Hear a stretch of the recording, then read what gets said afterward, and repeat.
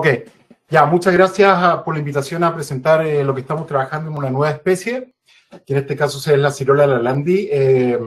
es una especie tomada recientemente del medio ambiente natural, que es endémica de diversos lugares del hemisferio sur, y donde efectivamente hemos comenzado el desarrollo para el mejoramiento genético de esta especie, no solo en Chile, sino que también en Australia, Islandia y en muchos cultivos que están llevados a cabo en Europa y en el Medio Oriente. Bueno, muchas gracias por la invitación a este webinar. Bueno, yo voy a hablar un poco de una nueva especie que se diferencia bastante de otras especies que han sido de alguna manera manejadas por mucho tiempo de manera productiva, como los salmones, tilapias y otras especies. Y la idea de esto es generar todo el conocimiento previo que es necesario para desarrollar el mejoramiento genético de esta especie a nivel nacional y mundial. Y todo para definir y empezar desde un primer momento en el desarrollo de programas de mejoramiento que sean sustentables para el desarrollo de la industria de esta especie.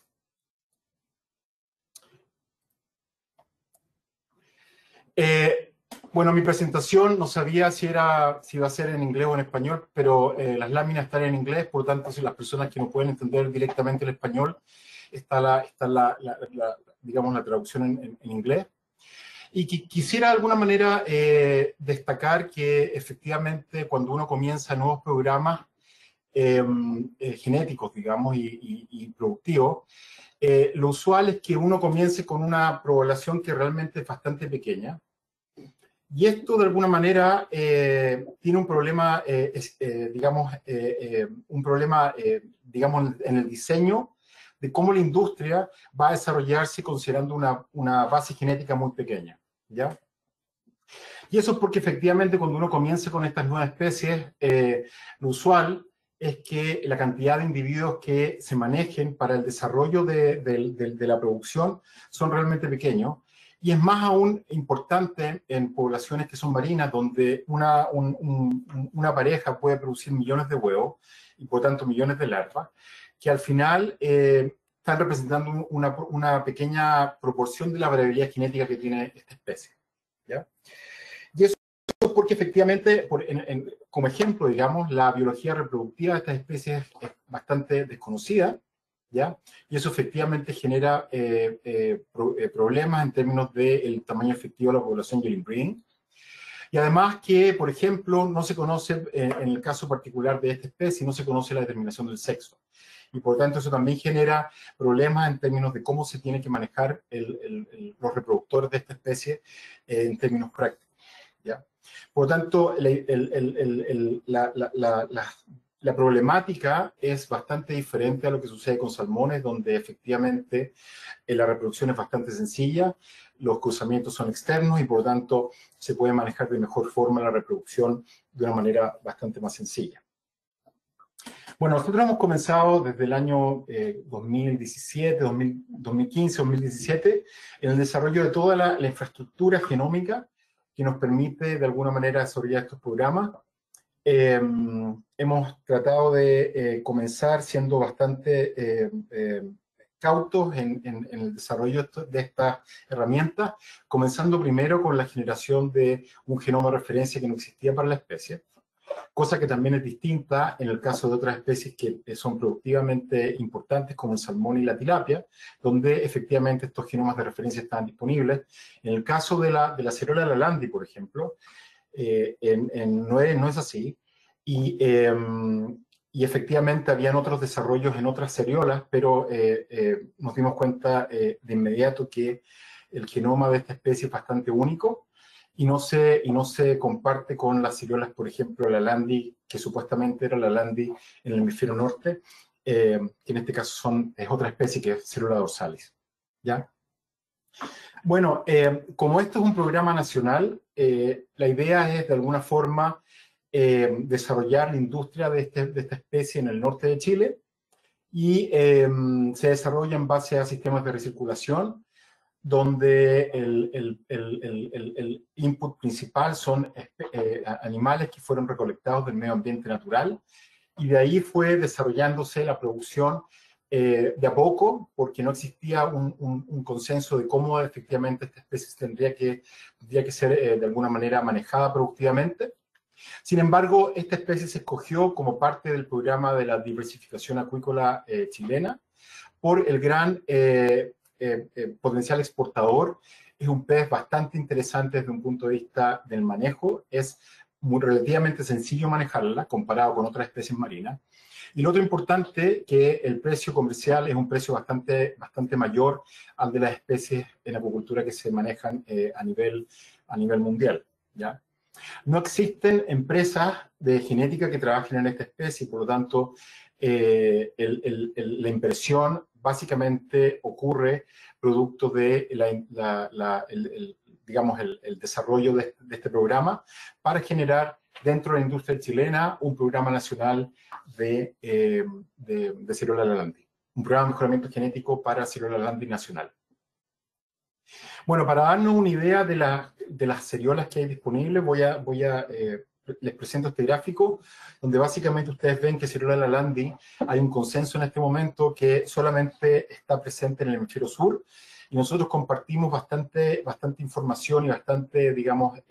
conexiones genéticas con Nueva Zelanda y Australia, también con Sudáfrica. Sin embargo, las poblaciones que hay disponibles básicamente en Chile están presentes en el norte del país. Este es un pez de agua temperada. Crece de la mejor forma a 21 grados de temperatura y se diferencia básicamente de la Ciruela dorsalis, que en algún momento se denominó Ciruela landi dorsalis.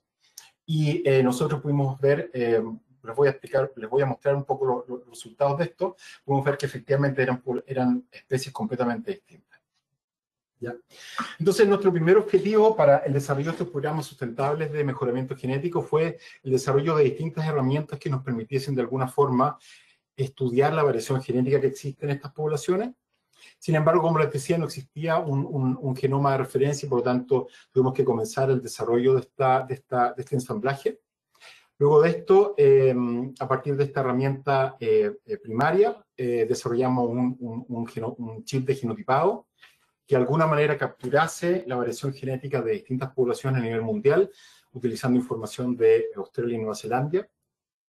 Y luego validamos el SNP en relación a las frecuencias de los marcadores en distintas poblaciones. Y además estamos utilizando de forma paralela anotación funcional de este genoma para distintos caracteres, como por ejemplo las deformidades, que son un problema mayor en la acuicultura de las especies marinas, y además para poder determinar el sexo genético de esta especie. Entonces lo que hicimos como primera digamos, tarea fue desarrollar, como les decía, el primer ensamblaje de esta especie.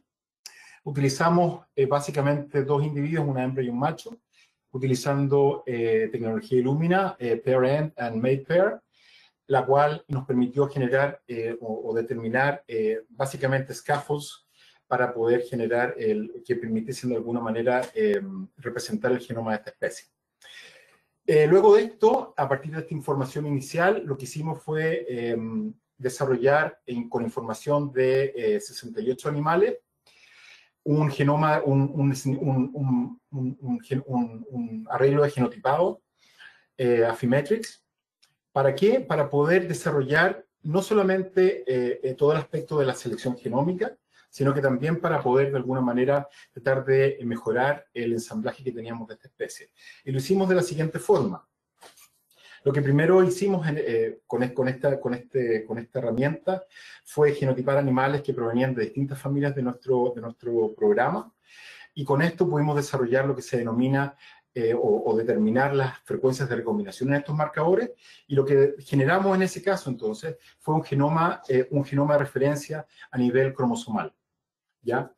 No teníamos suficientes recursos para utilizar o para disponer para la generación de este genoma utilizando estas nuevas técnicas que son bastante costosas,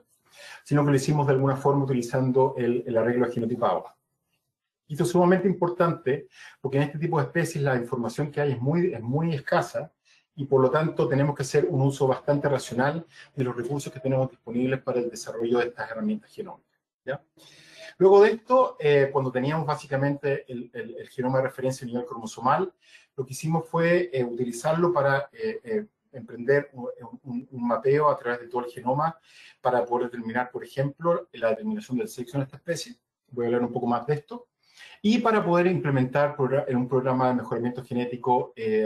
utilizando, como vamos a ver un poco más adelante, utilizando el arreglo completo. Bueno, nosotros, como comenzamos, como decía, digamos, el presentador anterior, utilizamos básicamente un genoma completo y pudimos descubrir aproximadamente 10 millones de SNPs. Y la gran diferencia que existe con los salmones y otras especies como la tilapia o las truchas arcoíris es que esta es una población que proviene del medio ambiente y por lo tanto el tamaño efectivo de la población es bastante mayor en relación a estas otras especies. Los bloques haplotípicos son muy pequeños y por lo tanto tuvimos que de alguna manera tratar de alguna manera seleccionar los SNPs en base a información que fuese lo más, digamos, uniforme a través del genoma que estábamos de alguna manera desarrollando. También incluimos en el arreglo presencia SNPs asociados a presencia de deformidades de un estudio que hicimos con análisis transcriptómico con RNA-seq del año 2015 y además, aparte de eso, incorporamos información posterior a la región determinadora del sexo. ¿Ya? También incluimos SNPs que habían sido detectados en células dorsales, por lo tanto, este arreglo también puede ser utilizado por células dorsales. Sin embargo, la cantidad de información que efectivamente puede ser utilizable entre ambas especies es bastante menor. En células dorsales hay SNP variables del arreglo. Más o menos un 30% de estos SNPs son variables en relación al casi el 100% de estos 90.000 marcadores que están disponibles en el arreglo para la Landi. ¿Ya? Lo que primero entonces tratamos de entender un poco cómo funcionaba el arreglo y lo que hicimos fue generar, como les decía, este genoma de referencia a nivel cromosomal. Y lo que hicimos fue de alguna forma tratar de validarlo con distintas herramientas. Esto simplemente lo que está a mano izquierda es básicamente la relación que existe entre la frecuencia de recombinación y la locación de los distintos marcadores a nivel de los distintos cromosomas. Y ustedes pueden ver que efectivamente hay supresión de la recombinación como ha existido en otras especies a nivel centromérico y una gran variabilidad en relación a las regiones teloméricas. ¿Ya? El chip se utilizó para poder determinar, por ejemplo, en este caso particular, el desequilibrio de ligamiento para poder entender un poco más el tamaño efectivo de la población y con los datos que teníamos disponibles, aproximadamente 200 animales genotipados con el chip, podemos determinar que el tamaño efectivo poblacional era aproximadamente 200, lo que indicaría que efectivamente el pool genético de la población de referencia para el desarrollo de este programa es bastante extenso y por tanto no existirían problemas de cuellos de botella que sí son, digamos, de alguna manera observables en otras especies como, digamos, de acuicultura, que es un problema. El tamaño efectivo de las poblaciones de acuicultura es muy pequeño y por lo tanto existen problemas en términos de cómo efectivamente se pueden manejar de forma sustentable estas poblaciones. ¿Ya? Bueno, básicamente hicimos un análisis que es bastante digamos que permite determinar cuánto de la variabilidad está presente en términos de la anotación de distintos genes en el caso del genoma de referencia, y aproximadamente el 94% de los genomas de la línea está presente en el genoma, por lo tanto es bastante completo. Pudimos anotar en el genoma 40.720 genes, los cuales están básicamente definidos en todos los cromosomas del genoma de referencia. Y como les decía, hicimos esto porque necesitamos obtener información que nos permita de alguna manera entender más cómo funciona la biología de esta especie y por lo tanto para poder de alguna manera utilizar de la mejor forma, de la manera más racional, la información genómica que tenemos disponible de esta especie.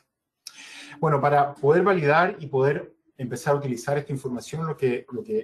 primeramente hicimos fue determinar la variabilidad a nivel mundial de la célula de Landi y pudimos ver que efectivamente tomamos muestras de poblaciones nacionales, poblaciones de México, que son básicamente Cellula dorsalis, y poblaciones de Cellula landi de Australia y de Nueva Zelanda. ¿Para qué? Para poder entender un poco más la distribución a nivel mundial de esta especie. Y lo que pudimos ver básicamente es que efectivamente las poblaciones de Chile y Nueva Zelanda son bastante similares. No obstante lo anterior, las poblaciones de Australia son bastante más consanguíneas que las poblaciones de estas dos especies. Y esto es porque en Australia la producción de esta especie ha sucedido durante un tiempo relativamente largo, desde los años 2000 que existe producción de célula a nivel productivo. Sin embargo, como ustedes pueden ver, efectivamente, en algunos casos existen problemas de consanguinidad manifiestos por el uso de esta herramienta. Estas medidas de inbreeding son a nivel del genoma completo y por lo tanto dan cuenta de cómo ha sido la historia poblacional presente en estas poblaciones de Australia comparado con las poblaciones de Nueva Zelanda y Chile, que provienen básicamente de poblaciones naturales. ¿Ya? México,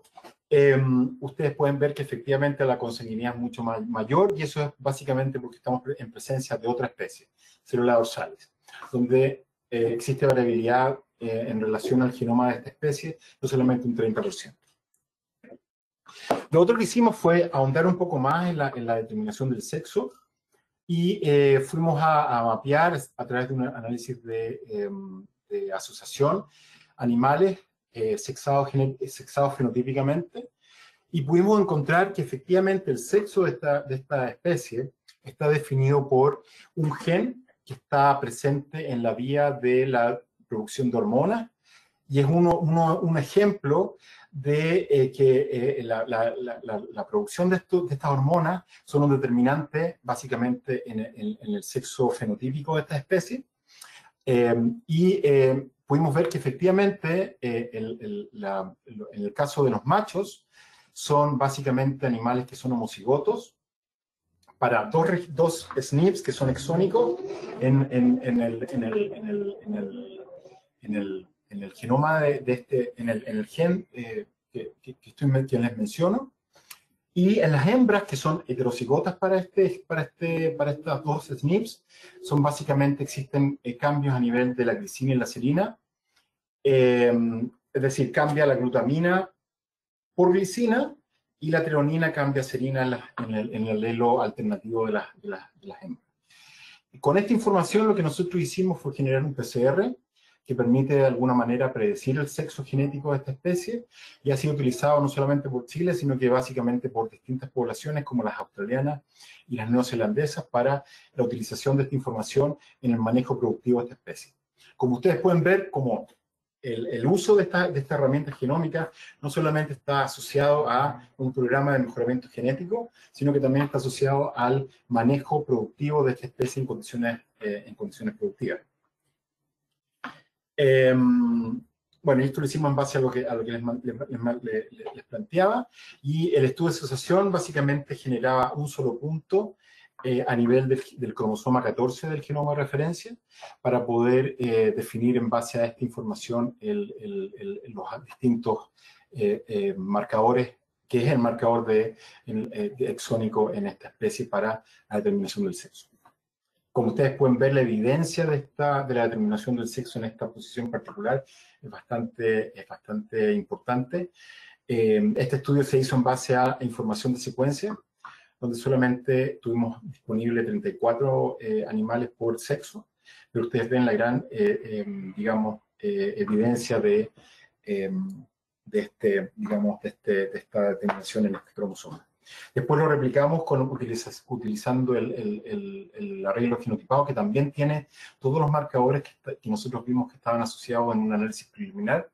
y efectivamente también obtuvimos la misma información utilizando este tipo de el arreglo genotipado que desarrollamos para la especie.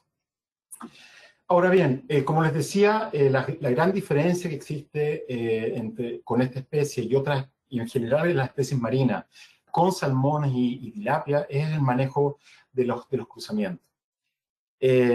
Lo que sucede es que esta población de seriola básicamente lo que tiene son temporadas reproductivas, que esta especie en forma natural desova en el verano, y por lo tanto lo que se hace en términos productivos es de alguna manera tratar de mimetizar las temporadas reproductivas en condiciones productivas de confinamiento en recirculación. Y lo que uno básicamente obtiene a partir de estos estanques de reproductores son larvas, las cuales no se conoce su ancestría, no se conoce cuáles son sus padres, y por lo tanto, considerando este problema, lo que nosotros hemos visto básicamente es que la contribución genética que tienen estas larvas es bastante asimétrica. ¿Qué significa esto? Que un grupo bastante reducido de padres de alguna forma es el que genera este batch de producción de larvas, y por lo tanto esto va a generar un problema de sustentabilidad del programa si nosotros no consideramos este hallazgo, digamos, para la generación de los nuevos reproductores que van a ser parte del programa de mejoramiento. Por lo tanto, tenemos acá una problemática productiva para la implementación de los programas de mejoramiento, que está relacionada básicamente con la biología de la especie, que es bastante diferente a lo que sucede con otras especies productivas como los salmones.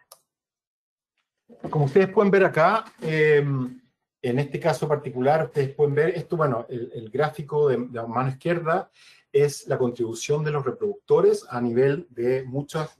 temporadas reproductivas. Estamos hablando de casi 4 años de producción de larvas. Ustedes ven que efectivamente existe un grupo bastante reducido de madres y padres que generan las larvas que se producen en cada batch de producción. Y nosotros hemos calculado que sin considerar este problema a nivel de la generación de los reproductores, podemos obtener básicamente tasas de consanguinidad muy elevadas dentro del programa, lo cual es inaceptable para un programa nacional de esta especie en condiciones productivas. Y eso es un poco lo que se vio en el análisis previo con la población de Australia. Y por lo tanto, también tenemos un problema.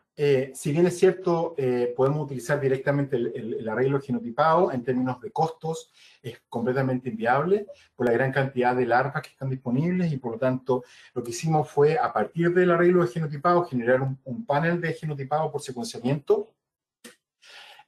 con lo cual podemos determinar básicamente, generar los estudios de paternidad para de alguna manera generar batches que son bastante diversos dentro de los batches larvales de producción, y por lo tanto luego de esta información inicial, de alguna forma poder utilizar la selección genómica para generar básicamente el mejoramiento genético. ¿Ya? Los marcadores fueron de alguna manera seleccionados en base al chip, como les decía, en todos los cromosomas, y se dejó directamente incluidos toda la información del sexaje de esta especie, para poder de alguna manera generar, además de la paternidad, determinar la paternidad de estos animales, el sexo genético de estos animales, digamos, de cada uno de los animales que se genotipa bajo este panel de genotipado. Bien, entonces tenemos la primera parte que está relacionada con mantención de la diversidad de nuestro stock, y luego de alguna manera tratamos de entender un poco más cuál era la mejor estrategia para el desarrollo del programa de mejoramiento. Y para eso utilizamos básicamente simulaciones determinísticas que permitían determinar básicamente cuál era la ganancia genética que íbamos a tener de estas, considerando distintos escenarios. Y lo que hicimos fue utilizar, obviamente, BLAP, que es la selección convencional mediante pedigree, selección masal sin considerar el pedigree, y además utilizamos selección genómica, utilizando la información del arreglo para poder caracterizar básicamente un escenario probable donde la heredabilidad de esta característica es bastante, un 50%. Y en base a esta información inicial, podemos simular este tipo, digamos, los programas de mejoramiento, utilizando distintos escenarios. Como tenemos estanques que tienen distintos sistemas de producción que son estacionales, tenemos 4 estanques de producción de larvas, y podemos ver entonces 2 tipos de selección. La selección que solamente incluía los individuos de un estanque y seleccionando dentro del estanque, o bien a través de todos los estanques utilizando la información de todos los animales en un primer momento. El problema es que, por ejemplo, en el caso de la selección por BLAP, necesitamos obtener información del propio estanque, porque al inicio del programa no existen conexiones genéticas entre los estanques, y por lo tanto no es posible generar los valores genéticos considerando la información de todos los estanques en forma conjunta, ¿ya? Bueno, lo que primero ustedes pueden ver acá, a mano derecha, son las selecciones genéticas utilizando básicamente la estrategia a través de todas las poblaciones reproductivas o dentro de los grupos, y ustedes pueden ver que efectivamente las ganancias genéticas son bastante mayores en relación para la selección genómica en relación a la selección basal y a la selección de BLAP. Sin embargo, donde efectivamente existe una diferencia enorme es en relación a la consanguinidad de nuestro sistema, donde básicamente cuando utilizamos la estrategia individual, grupal, dentro de estanques, obviamente porque tenemos una población bastante más pequeña, de aproximadamente 30 animales por población, ustedes pueden ver que efectivamente uno obtiene tasas de consanguinidad bastante inaceptables desde un punto de vista de la sustentabilidad del programa, digamos, tan altas como 7% en el caso de BLAP, o 6% en el caso de selección basal, y un 3% en el caso de la selección por selección genómica. Y eso es por el pequeño tamaño que están asociados a la producción de los grupos larvales. Sin embargo, cuando utilizamos toda la información de todos los estanques para generar nuestro reemplazo, básicamente tenemos en una población de aproximadamente 150 reproductores, tasas de consanguinidad bastante menores, del orden de un 3%, pero bastante menores, casi la mitad en el caso de la selección genómica. Por lo tanto, todo esto indica que para una misma tasa de consanguinidad, la selección genómica realmente sobrepasa la eficiencia de cualquier método de selección que puede ser utilizable en producción de esta especie. Y esto es porque efectivamente esto no es un resultado nuevo, sino que básicamente esto es un resultado que se ha visto de forma bastante extensa en otras especies, y por lo tanto simplemente nosotros corroboramos que esto igualmente sucede bajo bajo estas condiciones bastante especiales de producción de Cerola landi en confinamiento. Bueno, en base a la información del arreglo de genotipado, lo que tratamos de hacer un estudio piloto para poder generar información acerca de la selección a través de GBLAT para peso corporal en RAS. RAS es recirculación, y lo que pudimos obtener en base a esta información es una variabilidad de aproximadamente un 50% para peso corporal. Y ustedes ven que básicamente lo que pudimos obtener en base al análisis de asociación es que esta característica es bastante poligénica, y esto efectivamente se corrobora con otras especies donde efectivamente el peso corporal es bastante poligénico, y por lo tanto no hay forma de poder de alguna manera seleccionar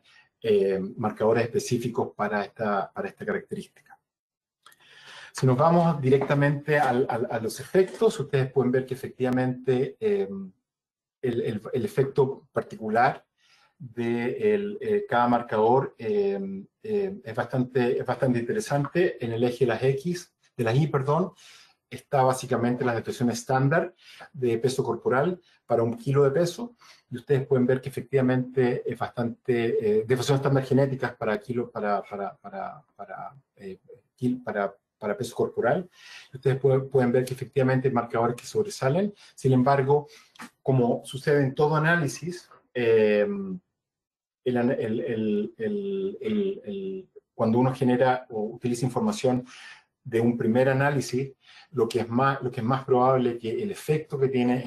estos marcadores está sobreestimado. Eso se conoce básicamente como el efecto Bibis, donde efectivamente no es posible validar, o lo más probable es que no se valide el mismo efecto cuando uno utiliza nuevamente la misma información en otra población, o en la misma población en otras condiciones, o en una generación posterior, que es bastante importante eso.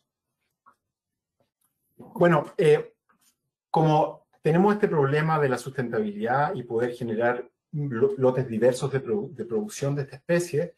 nosotros de alguna manera en el Programa Nacional lo que estamos implementando es un esquema de selección genómica en dos etapas, donde la primera etapa lo que hacemos es seleccionar nuestros grupos de producción en base a diversidad genética, utilizando el panel de genotipado por secuenciamiento que hemos desarrollado en base a la misma información del genoma, y luego, en una segunda etapa, poder utilizar la selección genómica para los distintos caracteres que queremos mejorar, que son parte del objetivo de mejoramiento,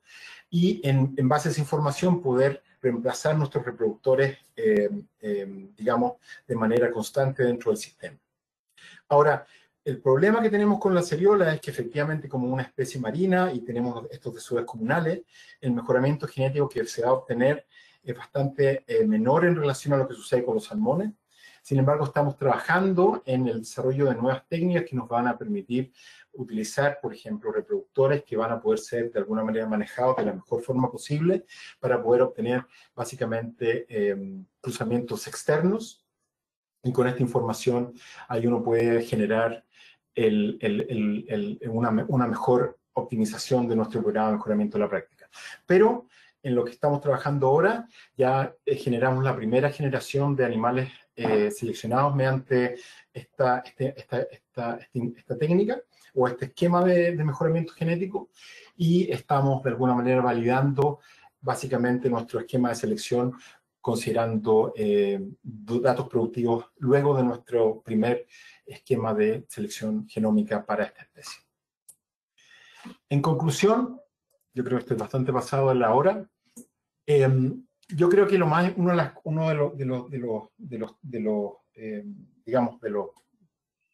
de los mensajes más importantes es que cuando uno comienza con una nueva especie,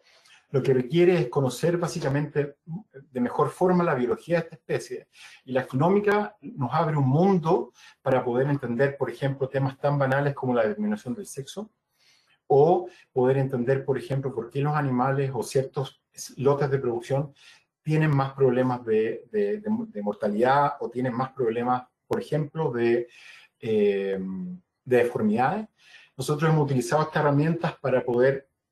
caracterizar, por ejemplo, el uso de distintos ácidos grasos que permiten, de alguna forma, tratar de mejorar el tema de las deformidades, y hemos encontrado que efectivamente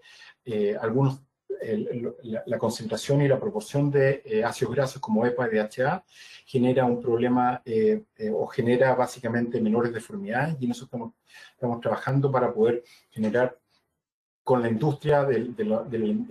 alimentación alimentos específicos para la especie, considerando que efectivamente no se conoce muy bien cuáles son los requerimientos nutricionales específicos para esta especie, y lo estamos trabajando utilizando todas estas herramientas genómicas que nos permiten entender un poco más de la biología de esta especie. Y lo otro importante es que como este es no es una instancia empresarial, sino que es una instancia nacional, digamos, el desarrollo de los recursos genómicos es esencial para poder generar una base que nos permita de alguna manera un desarrollo sustentable de esta industria a nivel nacional. Y efectivamente, esto es lo que estamos tratando de hacer con el programa de la diversificación acuícola, que también de alguna manera se ha potenciado con la utilización de estas mismas herramientas en otras poblaciones que son bastante hermanas con las poblaciones chilenas de Seriola del Landi. Les debo comentar que estamos trabajando en un consorcio multinacional para poder generar el desarrollo de la genómica de esta especie. Ya se han generado bastantes, por lo menos 3 instancias de encuentro para la genómica de la seriola, y queremos de alguna manera plasmar esto en un consorcio que nos va a permitir colaborar entre los distintos países para el desarrollo de esta nueva industria, y eso es lo que estamos tratando de hacer. Y bueno, simplemente quiero dar las gracias a las entidades que nos financian que financian el programa de la diversificación acuícola, que es Corfo, y obviamente a la empresa que de alguna manera nos aporta con material biológico para el desarrollo de toda esta herramienta. Muchas gracias.